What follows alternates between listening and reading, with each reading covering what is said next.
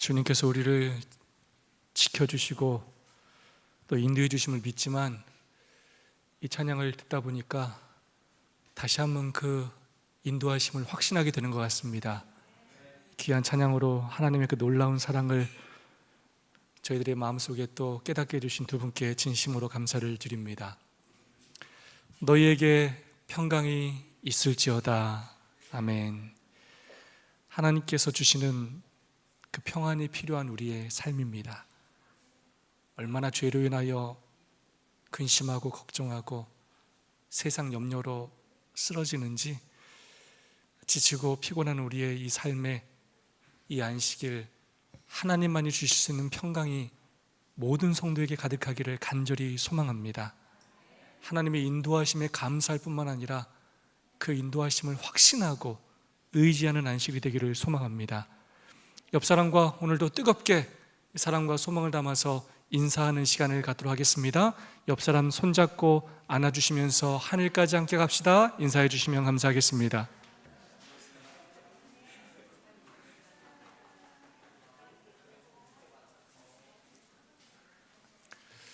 오늘 너무나 반가운 우리 가족이 있습니다. 우리 정지혁 집사님의 아내이신 우리 임순심 사모님, 그리고 옆에 우리 아들 정소망, 이 가족들 함께 예배를 드리게 돼서 얼마나 반갑고 정말로 감사한지 모르겠습니다. 여러분 큰 박수로 좀 환영해 주시면 감사하겠습니다.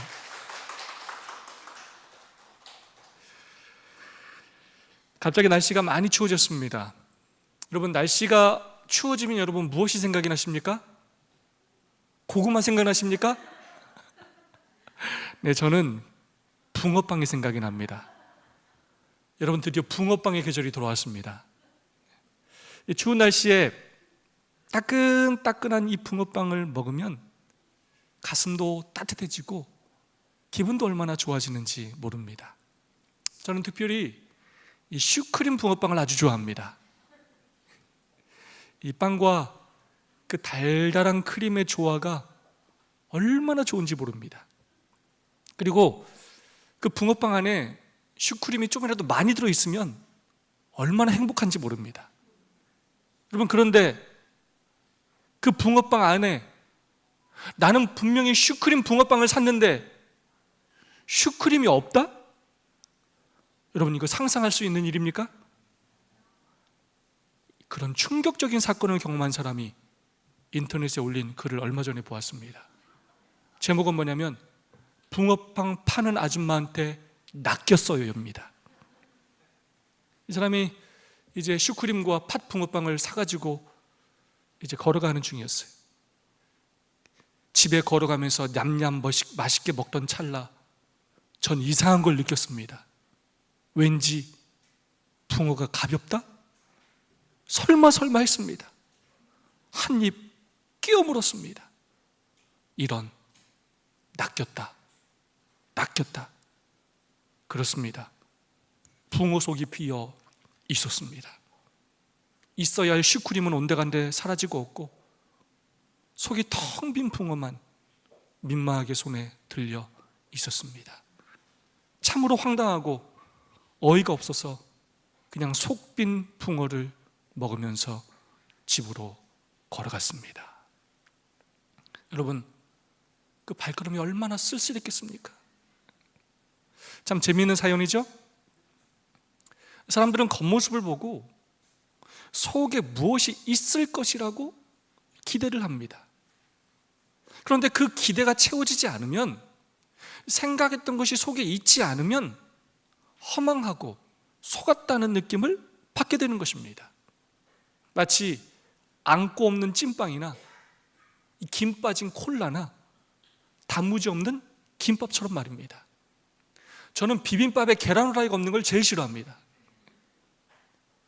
반드시 그 속에 있어야 할 것이 있어야 그 정체성이 유지가 되는 것입니다.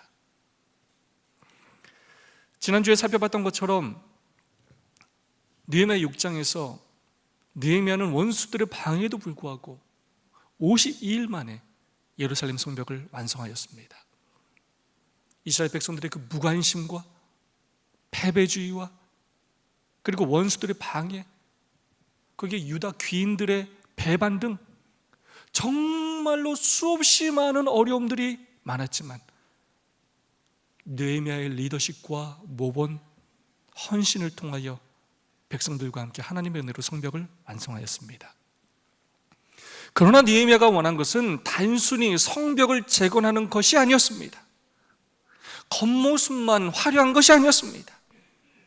이스라엘 백성들의 신앙을 회복해서 그들을 하나님의 축복의 통로로 만드는 것이었습니다. 외적인 성벽만 재건하는 것이 아니라 내적으로 무너진 신앙을 회복하는 것이었습니다. 그래서 7장에서 어떤 일을 하느냐? 문지기와 노래하는 자들과 레위인들을 세웁니다. 그리고 하나니와 하나냐를 지도자로 세워서 그 예루살렘 성을 다스리게 하였습니다. 그리고는 그곳의 인구를 조사한 후에 예루살렘 성 안에 들어와 살 백성들과 지도자들을 파악하고 이주시키는 일을 하였습니다. 그리고 나서 느헤미야가 한 일이 무엇이었는가? 그 내용이 바로 이번 주 우리가 함께 묵상한 선지자왕 56장 하나님의 율법을 배움, 바로 이 챕터에 나와 있습니다. 당시 상황에 대하여 선지자왕 챕터 56장 첫 부분은 이렇게 말하고 있습니다. 때는 바야흐로 나팔절이었다. 많은 사람이 예루살렘에 모였다. 그 장면은 슬프고도 흥미있는 것이었다.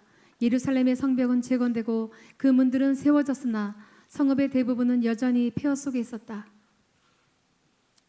성벽은 건축했고 그 성 안에 살 사람도 그곳으로 이주시켜서 사람이 많았지만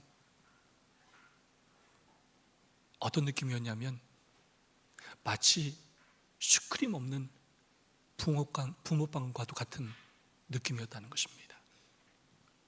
속은 텅 비어있는 것 같고 폐허처럼 그렇게 느껴졌다는 것입니다. 성벽은 재건되었지만 사람들은 많이 모였지만 성읍의 대부분은 폐허 속에 있었고 백성들의 마음 또한 채워지지 않은 그 무엇인가가 자리 잡고 있었다는 것입니다. 그래서 느헤미야와 백성들이 그 무너진 신앙과 공허한 황량한 마음을 채우기 위하여 무엇을 하였는가? 8장 1절로 3절, 8절로 9절까지의 말씀을 저와 한번 교독해 보도록 하겠습니다. 이스라엘 자손이 그 본성에 거하였더니 7월에 이르러는 모든 백성이 일제히 수문학 광장에 모여 학사 에스라에게 여호와께서 이스라엘에게 명하신 모세 율법책을 가지고 오기를 청하매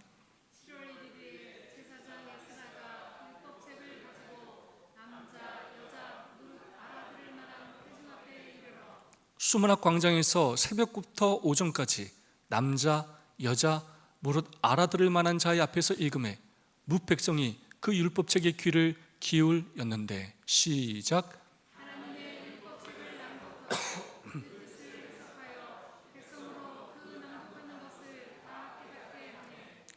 백성이 율법의 말씀을 듣고 다 우는지라. 총독 느헤미야와 제사장 겸 학사 에스라와 백성을 가르치는 레위 사람들이 모든 백성에 이르기를 오늘은 너희 하나님 여호와의 성일이니 슬퍼하지 말며 울지 말라 하고. 이런 어떤 일을 하였습니까? 무너진 그 내적인 신앙을 회복하기 위하여 그들이 무엇을 하였습니까? 수문 앞 광장에 모여. 관습적으로 유대인들은 3대 절기, 유대의 7대 절기가 있는데 그 중에서 특별히 3대 절기, 유월절과 오순절과 초막절에는 예루살렘에 모였습니다. 오늘 본문은 7월 초하루 나팔절을 지키는 모습입니다. 이 수문 앞 광장이 어디냐면 말 그대로 수문, 워터게이트입니다. 워터게이트. 성전 동문과 성벽 사이의 공터를 말합니다. 왜 수문이냐면 서민들이 여기에서 물을 길어다 먹었기 때문입니다. 그래서 이 서민들의 출입이 아주 잦은 곳이었습니다. 백성들이 영적으로 갈급하여 성경 말씀을 읽어달라고 요구하였습니다. 그래서 학사 에스라가 나와서 율법책을 낭독하는 것입니다. 이제 노인이 된 에스라는 성경을 읽고 에스라 좌우에 13명의 레위 사람들은 백성들이 서 있는 동안 그들에게 다가가서 율법을 깨닫게 해 주었습니다. 우리가 묵상을 통해서 알 수 있던 것처럼 그 다음 세대들이 이 언어를 올바로 또 배우지 않았기 때문에 레위 사람들이 그 율법을 더 자세히 소개해 주는 일을 하였습니다.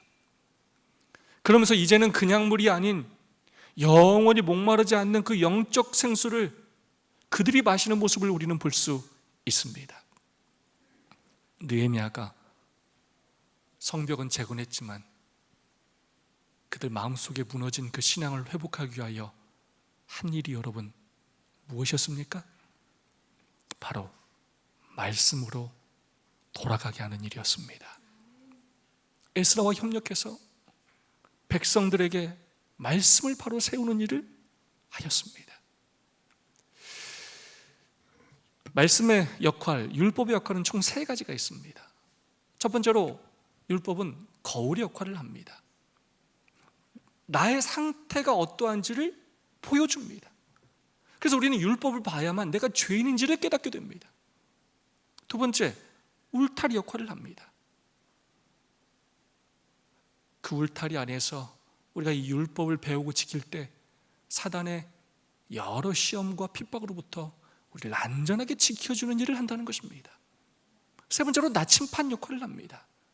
우리가 어떤 길을 가야 할지, 어디로 가야 할지 우리의 삶의 방향을 정확히 가르쳐주는 일을 율법이 한다는 것입니다. 느헤미야와 백성들은 그들의 내적인 성벽이 무너진 이유가 그들이 포로로 잡혀가고 이 오랜 시간 고통을 당한 이유가 바로 그들의 삶의 율법이 무너졌기 때문이라고 인식하였습니다. 말씀이 사라졌기 때문이라고 인식하였습니다. 율법이 무너져 자신들이 죄인인지도 모르고 영적인 성벽이 무너져서 이방인들과 결혼하고 이방인들의 문화를 따르고 안식일을 거역하고 율법이 무너져 어디로 가야 할지 무엇을 해야 할지 모르고 살아왔다는 것입니다. 그리하여 느헤미야는 가장 중요한 개혁으로 율법을 바로 세우는 일을 시작하였습니다. 그리고 에스라가 읽은 하나님의 말씀은 곧 그들 개인의 회복과 동시에 이스라엘 전체 회복으로 이어지게 되었습니다. 큰 회개와 자복이 유대 백성들 가운데 일어나게 되었습니다. 그런데 여러분, 어떻게 그런 회개와 자복이 일어났을까요? 우리도 말씀 자주 듣잖아요. 매주 안식일마다 말씀 듣잖아요. 그런데 말씀을 듣는다고 꼭 회개와 자복이 일어나는 건 아니지 않습니까? 그들에게 어떻게 그런 일이 일어났는지 그들이 말씀을 대하는 태도를 잘 살펴봐야 합니다. 3절에 뭐라 기록하고 있냐? 새벽부터 오전까지 그 율법책에 귀를 기울였는데, 오전은 뭐라고 하냐? 에스라가 책을 펼 때마다 모든 백성이 일어서니라. 백성들이 하나님의 말씀을 경외하는 마음으로, 두려워하는 마음으로 6시간이나 귀를 기울여 말씀을 들었다는 것입니다. 여러분, 6시간이면 앉거나 길에서 듣기에도 힘든 시간이었지만 에스라가 책을 펼 때마다 백성들이 일어났다는 것입니다. 물론 6시간 내내 서 있지는 않았을 것입니다. 그만큼 관심을 가졌고 그만큼 영적 양식에 굶주려 있었음을 알 수 있습니다. 여러분, 6시간 동안 예배 들어본 적 있습니까? 6시간 동안 설교 들어본 적 있습니까? 우리 12시 5분만 돼도 큰일 나요. 백성들이 그만큼 영적 양식에 굶주려 있었고 말씀에 대한 갈증으로 불타올랐음을 알 수 있습니다. 백성들은 빈 마음으로 말씀을 듣기 위해 준비가 되어 있었습니다. 근데 더 놀라운 건 그렇게 매일 6시간씩 매일같이 에스라가 율법을 낭독했고 그 기간이 며칠 동안 지속되었냐면 24일 동안이나 계속되었습니다. 하루에 몇 시간씩요? 6시간씩. 며칠요? 24일이요. 과거에는 우리가 사경회를 할 때 아침 저녁으로 했던 적이 있죠? 아주 옛날에. 지금은 일주일 동안 하기도 어려워요. 성도들이 안 오기 때문에 6시간씩 24일 동안 지속적으로 꾸준히 온 마음과 정성을 다해 말씀에 집중하고 말씀을 갈망하였다는 것입니다. 충분한 시간뿐만 아니라 간절한 마음에서 그들은 이미 준비되어 있었습니다. 그리하여 어떤 일이 일어났는가? 뭇 백성이 그 율법책에 귀를 기울였다. 그들은 열심히 그리고 경외하는 마음으로 지극히 높으신 이의 말씀을 들었다. 율법을 설명할 때에 그들은 저희 죄를 깨닫고 저희의 죄로 인해 슬피 울었다. 아이고 이 말씀 제가 들어야 되는데, 아이고 제가 들어야 되는데 라고 하지 않았어요. 다 자기의 죄를 깨닫고 그들이 슬피 울기 시작했어요. 눈물 흘리고 통곡했어요. 그 말씀을 깨닫고 회개하게 되었고 하나님께로 돌아가게 되었습니다. 감사와 감격의 눈물을 흘렸습니다. 그것뿐만이 아닙니다. 하나님의 말씀을 연구하다가 그들이 무엇인가 깨닫게 되었을 때는 그 말씀을 곧바로 실천하였습니다. 말씀을 연구하다가 초막을 지으라는 하나님의 명령을 그들이 깨닫게 되었고 즉시 초막을 지었습니다. 초막절은 그들의 조상들이 출애굽 이후 광야에서 장막에 살면서 고생한 것을 기념하는 그러한 절기입니다. 하나님께서 광야에서 그들을 지켜주셨음을 기억하고 감사하는 절기입니다. 이 절기는 포로 기간 중에는 지키지 못하다가 스룹바빌이 1차 기원했을 때 일시적으로 부활시켰으나 그 후 다시는 시행되지 않을 듯합니다. 그러나 다시 이 말씀을 깨닫고 그들은 초막절을 다시 시작하게 되었습니다. 7일 동안 또 초막절을 지키며 하나님의 말씀을 낭독하고 가슴에 말씀을 새기는 시간을 가졌습니다. 날마다 율법의 말씀을 들을 때에 백성들은 자기들의 범죄와 지난 세대가 저지른 그들 민족의 죄악을 깨닫게 되었다. 그들은 하나님의 보호하시는 손길이 제거되고 아브라함의 자손이 외국에 흩어진 것은 하나님을 떠난 까닭임을 알고 당신의 자비를 구하고 당신의 계명대로 행할 것을 서약하기로 결심하였다. 그들이 죄를 깨닫고 그들이 하나님 앞에 서약을 하고 결심을 합니다. 그래서 9장에 어떤 일이 일어나느냐? 1절로 3절의 말씀입니다. 그달 24일에 이스라엘 자손이 다 모여 금식하며 굵은 배를 입고 티끌을 무릅쓰며 모든 이방 사람과 절교하고 서서 자기의 죄와 열조의 허물을 자복하고 이날의 낮 4분지 1은 그 처소에 서서 그 하나님 여호와의 율법을 낭독하며 그 하나님 여호와께 경배하는데 말씀에 큰 은혜를 받게 되었고 이틀 후에 그들은 다시 모여서 금식과 회개를 하였습니다. 3시간 동안 성경을 읽고 3시간 동안 회개 기도를 드렸습니다. 대단하죠? 말씀을 가슴에 새기자 백성들의 심령 속에서 회개가 일어나기 시작했습니다. 그래 그들이 하나님께 크게 부르짖기 시작했습니다. 기도하기 시작했습니다. 자신들의 역사를 돌아보고 하나님 앞에 회개하며 다시금 약속하며 언약을 체결하였습니다. 성경에 등장하는 기도 중에 가장 긴 기도 가운데 하나가 바로 느헤미야 9장의 기도입니다. 바로 8장과 9장의 이런 놀라운 회개와 부흥의 역사가 무엇으로부터 시작되었습니까? 바로 말씀이었습니다. 하나님의 말씀을 읽고 주의 깊게 듣고 깨달으면서부터, 깨달았을 때 실천하면서부터 시작되었습니다. 요즘에 저희가 살아가는 이 시대를 포스트 모더니즘의 시대라고 말합니다. 이 포스트 모더니즘의 특징은 뭐냐면 절대적인 진리를 인정하지 않는 시대입니다. 상대주의와 다양성을 강조하는 시대입니다. 조금 다르게 표현하자면 하나님 말씀을 가볍게 여기는 시대입니다.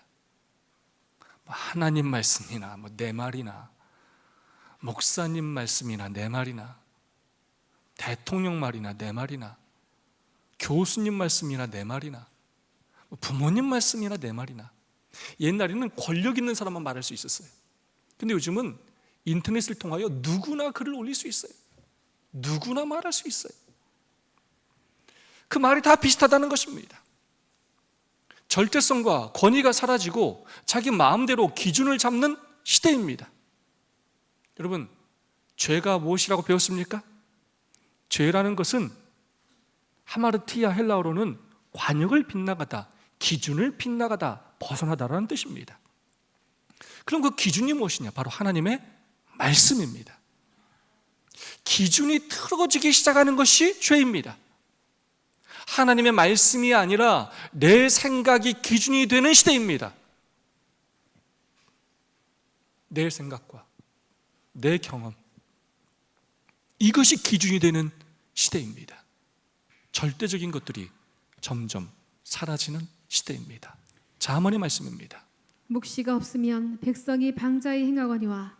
절대적인 원칙인 그 하나님의 말씀을 가벼이 여김으로 묵시가 없어서, 말씀이 없어서 사람들이 방자히 행하는 시대입니다.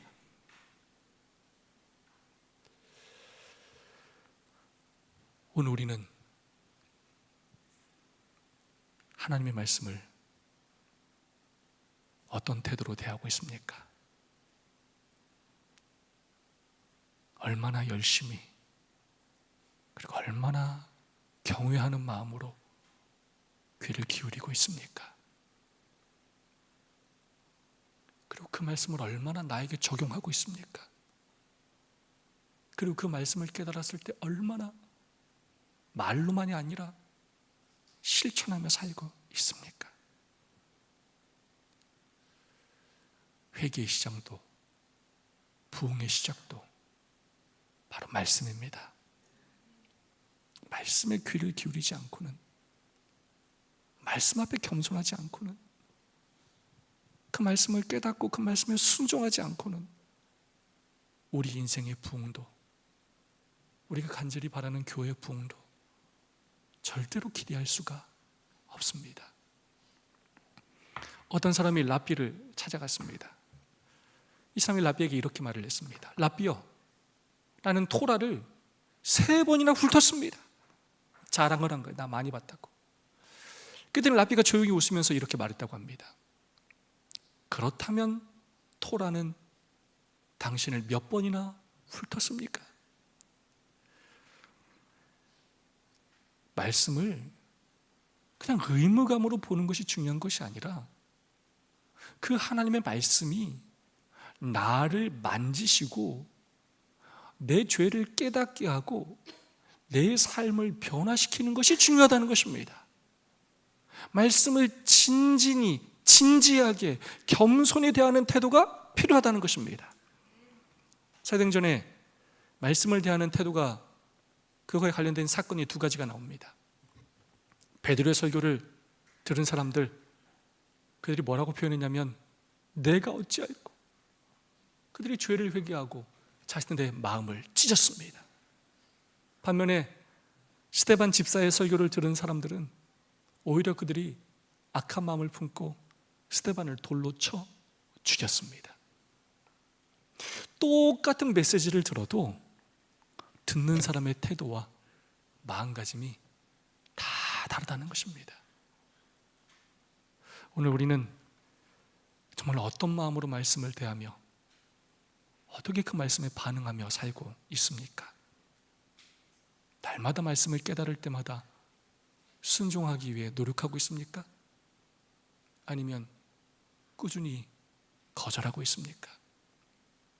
설교를 시작할 때면 팔짱을 끼고 다리를 꼬고 어디 한번 나를 감동시켜 봐라, 어디 한번 잘하는지 들어보자, 이러시는 분들 혹시 계시진 않습니까? 때로 예배 시간에 껌도 씹고 전화 오면 전화도 받으러 나가고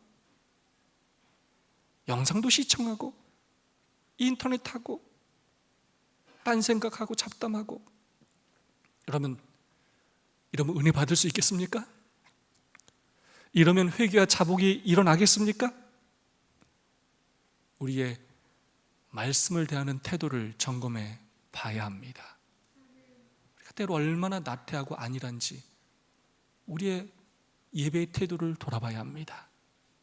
우리가 얼마나 말씀에 간절한지, 얼마나 말씀 앞에 겸손한지 돌아봐야 합니다. 예배 시간에 말씀이 경시될 뿐만 아니라 개인적으로 말씀을 보는 연구 시간이 점점 줄어들고 있습니다.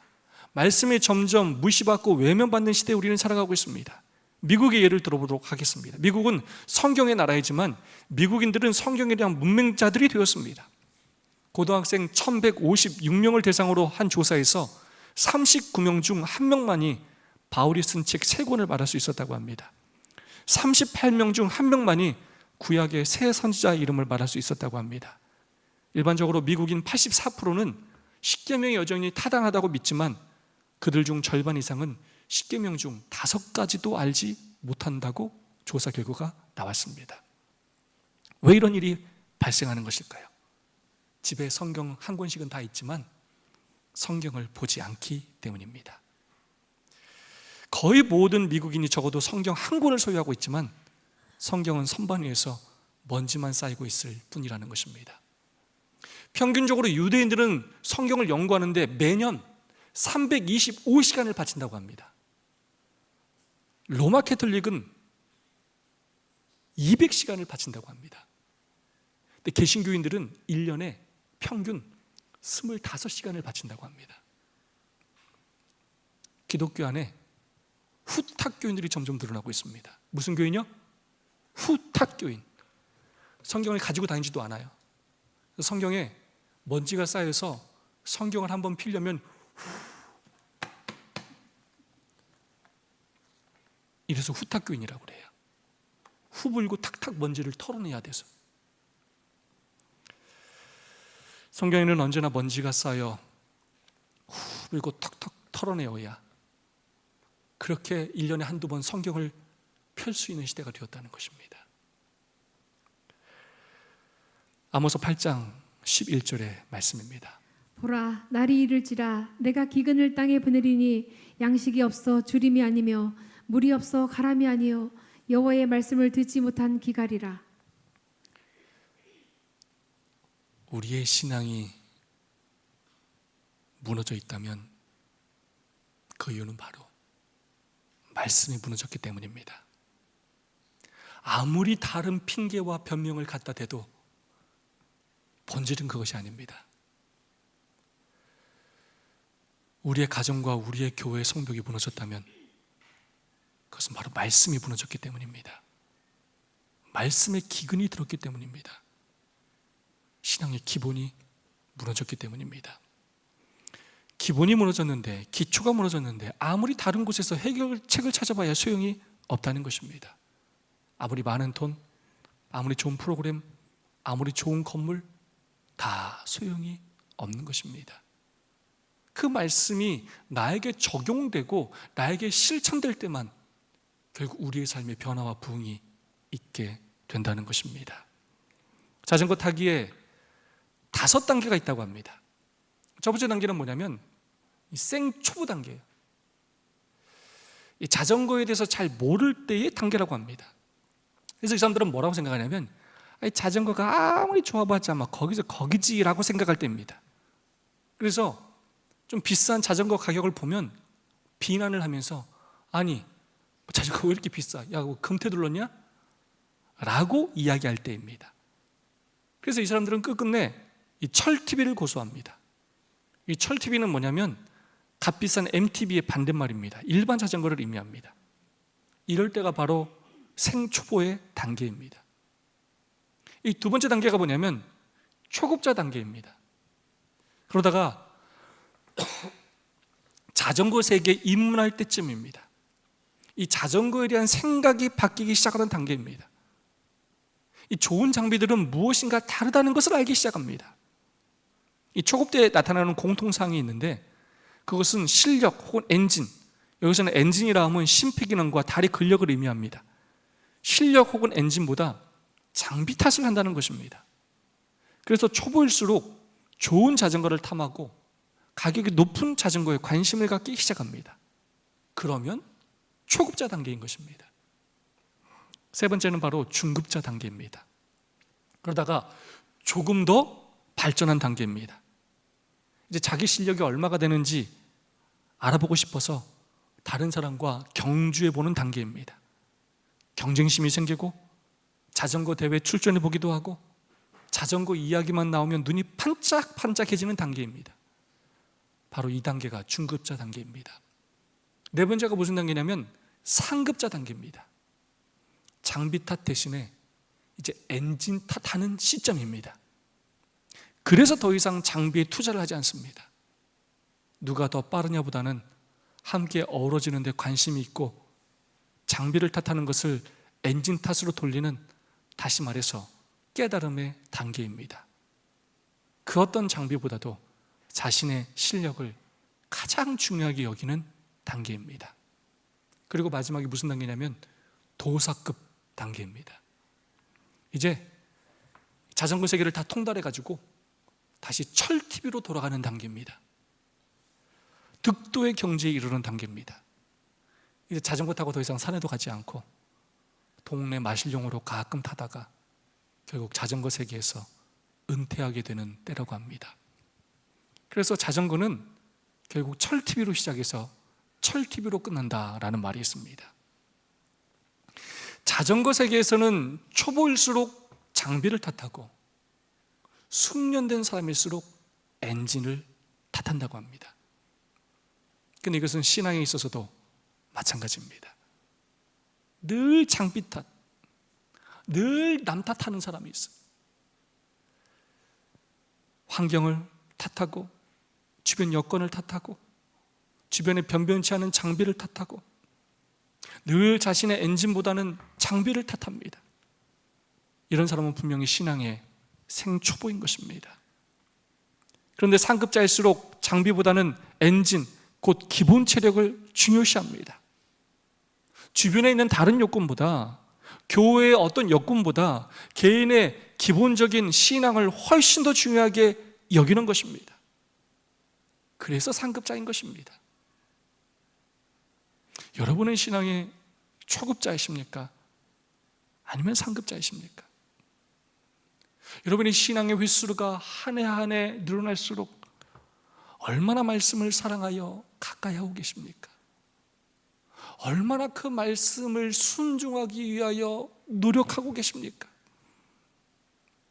주변의 환경보다, 장비보다 우리의 엔진에 더 신경을 써야 할 때입니다. 이미 저희 교회는 다른 교회보다 소그룹을 통하여 말씀 묵상을 깊이 하지만 그 말씀을 실천해야 할 때입니다. 우리 무너진 성벽을 바로 세워야 할 때입니다. 다시 신앙의 기본으로 돌아가 충실히 행해야 할 때입니다. 신앙에서 기본이 무너진다면 문제가 발생하게 되어 있습니다. 기본이 우선순위에서 밀려나 차선이 될 때 문제가 발생하는 것입니다. 사랑하는 인천 세천사 하늘가족 여러분이시여, 정말로 여러분의 가정이 잘되고 복받고 부흥하기를 원하십니까? 이스라엘의 역사를 기억하시기 바랍니다. 말씀으로 돌아가야 합니다. 여러분, 이 인천 세천사 교회가 부흥하기를 원하십니까? 여러분의 신앙의 기쁨이 넘치고 정말로 하나님의 그 능력을 체험하기를 원하십니까? 그렇다면 다른 사람이 아니라 바로 내가 하나님의 말씀으로 돌아가야 합니다. 말씀을 연구하시기 바랍니다. 말씀을 깊이 묵상하고 말씀을 깨달았을 때 그 말씀에 순종하기 위해 노력하시기 바랍니다. 스코틀랜드의 설교자요 작가인 앤드류 보나는 이 세 가지 규칙을 자신의 인생의 중요한 지침으로 여기며 평생을 살았다고 합니다. 첫 번째, 예수 그리스도와 대화하기 전에는 어떤 사람과도 말하지 않는다. 둘째, 무릎을 꿇고 두 손을 모으기 전까지는 그 손으로 아무것도 하지 않는다. 세 번째, 성경을 읽기 전까지는 그 어떤 글도 읽지 않는다. 하나님의 말씀을 여러분의 삶의 최고의 우선순위에 두시기 바랍니다. 말씀의 백성이 되시기 바랍니다. 그렇게 할 때 말씀이 우리를 부흥케 할 것입니다. 제가 아주 좋아하는 찬양 가운데 주님 말씀하시면 이라는 찬양이 있습니다. 이 가사가 너무 좋아요. 이 찬양의 가사가 우리의 고백이 되기를 소망합니다. 주님 말씀하시면 내가 나아가리다. 주님 뜻이 아니면 내가 멈춰서리다. 나의 가고 서는 것 주님 뜻에 있으니 오 주님 나를 이끄소서. 뜻하신 그곳에 나 있기 원합니다.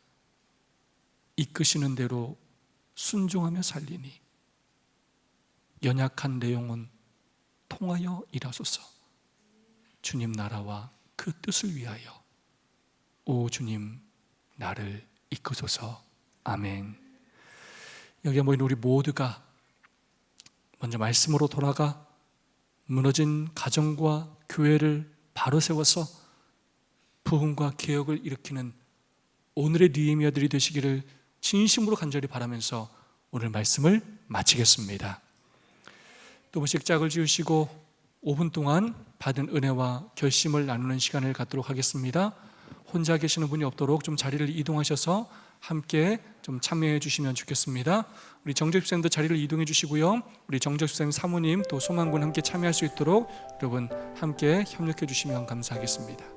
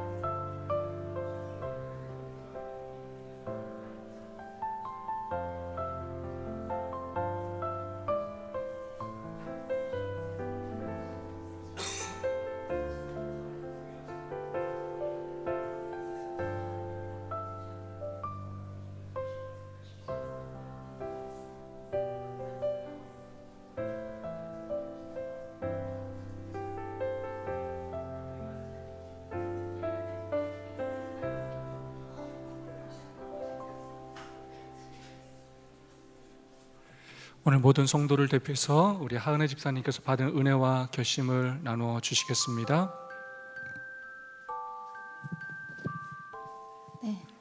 오늘 목사님 설교 말씀을 듣고 제가 결심하기나 느낀 점을 말씀드리겠습니다. 먼저 제가 말씀물상을 성경 말씀을 이렇게 보면은 항시 그 말씀에서 제가 느낀 점은 무엇이냐면 하나님께서는 회개하고 나에게로 돌아오라 이런 말씀이 많이 나와 있고 항상 그 말씀이 저에게 많이 남아 있었습니다. 또 오늘 설교 말씀 중에는 말씀을 대할 때는 경외하는 마음으로 하나님께 대해야 될 것 같고요. 또 그 말씀을 다른 사람이 아닌 나 자신에게 적용을 해야 될 것 같습니다. 그리고 또 말씀을 묵상하지 않으면 제 생각이 기준이 되어서 자꾸 이렇게 세상과 더욱 더 가까이 되는 것 같습니다. 그러지 않고 살아계신 하나님의 말씀을 더욱 더 의지하는 제가 되기를 결심합니다. 하은혜 집사님 주님의 이름으로 축복합니다. 헌금하는 시간입니다. 땅과 거기에 충만한 것과 세계와 그 가운데에 사는 자